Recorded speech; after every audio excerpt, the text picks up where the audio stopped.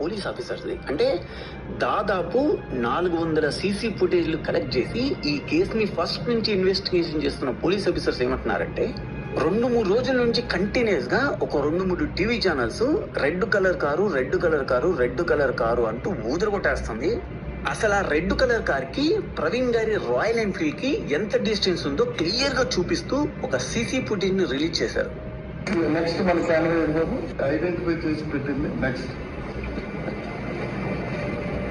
Distance from back side చాలా distance ఉంది ఇద్దరి మధ్యలో, అది ఇండికేట్ చేస్తారు మీకు. రైట్, నెక్స్ట్ అక్కడ చూడండి, ఏదో ఒకటి కనిపిస్తుంది కింద హెల్మెట్, ఆయన వైట్ కలర్ పైన హెల్మెట్ అది. ఎస్, సో డిస్టెన్స్ మళ్ళీ ఇండికేట్ చేశారు మీకు. రైట్, అక్కడ స్టార్ట్ అయ్యింది. ఇప్పుడు ఆ పాయింట్ కి యాక్సిడెంట్ అయిన వారు వెళ్ళారు, లోపలికి వెళ్ళారు కదా, డిస్టెన్స్ మళ్ళీ చూపిస్తున్నారు. నెక్స్ట్ స్పీడ్ అక్కడ వెళ్ళి లోపలికి వెళ్తారు. నెక్స్ట్ బ్లింకర్ లైట్ కూడా మీకు కనిపిస్తుంది డస్ట్ లో, you can see red colour. చూడండి డిస్టెన్స్ చూడండి, both vehicles very clearly it same. అదో రెడ్ కలర్ కూడా. ఓకే, నెక్స్ట్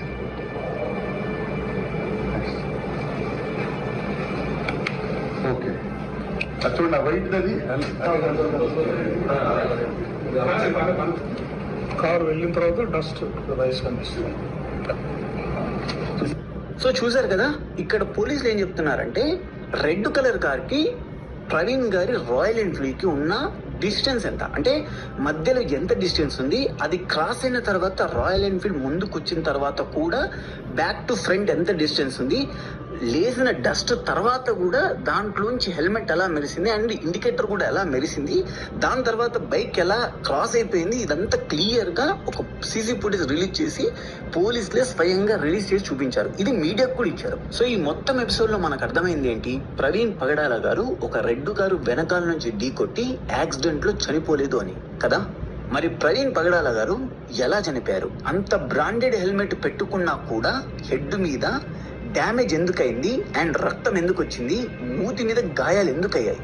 ఏ యాంగిల్లో చూసినా ఈ కేసులో క్వశ్చన్ మార్కులే కనిపిస్తున్నాయి కదా. కానీ కట్ చేస్తే ఇదే కథలో ఒక పెద్ద ట్విస్ట్.